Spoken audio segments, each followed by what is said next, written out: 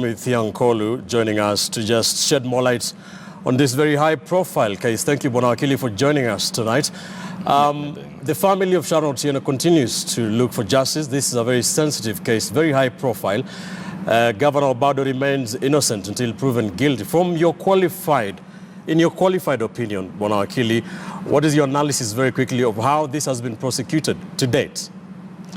And now there are two things for me that arise from the way this man has proceeded. One is it is easy to sympathize with Governor Obado to the extent that his matter has been discussed in the mainstream and social media, and there is a sense in which you get the impression that this could potentially jeopardize him. But that must also be seen from the context of the high-profile office he holds when contradistinguished with the allegations against him. So that is the first issue for me, right, that would be a major concern. The next issue that would be of major concern is the office he holds is a public office that is a very engaging office, right, that requires someone with undivided attention. And then it becomes a question of our Chapter 6 of the Constitution, and the issue is his continued holding of the office tenable, all right, notwithstanding the veracity of the allegations against him.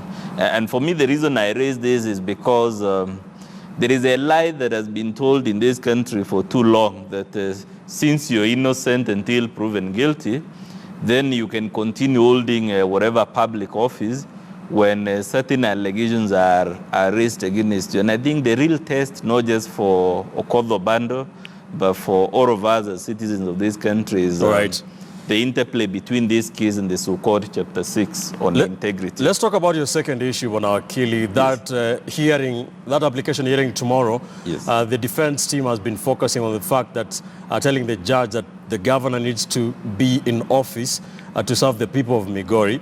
Whether or not he is granted bail tomorrow, should people of Migori or Kenyans start asking questions about whether he should be holding office, or is it a bit too soon? It is a valid question. It's a legitimate question whether a man facing these sort of accusations, and I say this irrespective of the merits of the accusations, because no one knows at this point in time whether Okoth is innocent or guilty. But it's a legitimate legal, political, moral, and even ethical question whether the hundreds of thousands of citizens that he represents as governor should start asking the question whether he should continue holding office, because this office is not a personal office. The office of governor is an embodiment of the sovereignty, the collective sovereign will of the citizens of that county. And the question is, if you're holding this sort of office, aren't you a reflection of the people of, that you represent? And do the people of the particular county want to be represented and their image to be the image of a guy who is facing these very serious allegations? Isn't that set to complicate the case even further for the prosecution especially? I don't think it should complicate the criminal case, because his status, his public profile, and the office he holds is, at least from a legal point of view, is irrelevant. He is just an accused person. The law presumes all persons are equal before it. Of course, that's a bit too abstract and theoretical, but it would also be a sad day in our criminal justice system if people who are facing the process of justice were to be treated differently based on the office they hold. It will be a new development, I think, in our criminal justice system.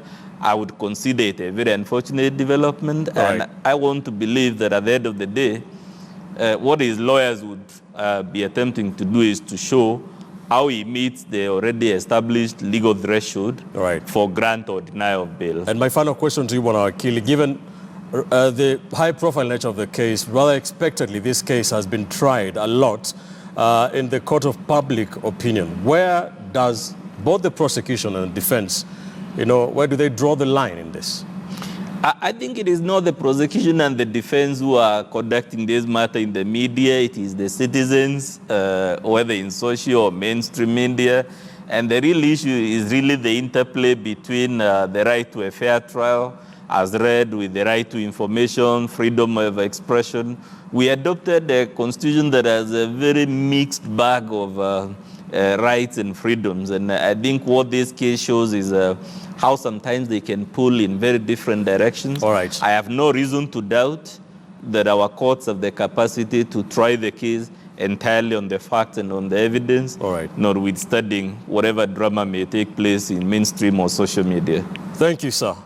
Lawyer Most welcome. Udomi Fiankolu, thank you. Always a pleasure talking to you, talking about that.